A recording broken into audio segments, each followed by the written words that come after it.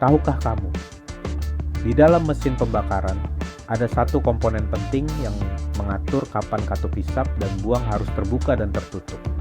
Namanya adalah camshaft atau poros bubungan. Camshaft bekerja seiring putaran mesin, mendorong rocker arm atau langsung menekan katup, sesuai timing yang presisi. Tanpa camshaft yang tepat, campuran udara dan bahan bakar tidak akan masuk atau keluar dengan efisien, dan performa mesin bisa menurun drastis.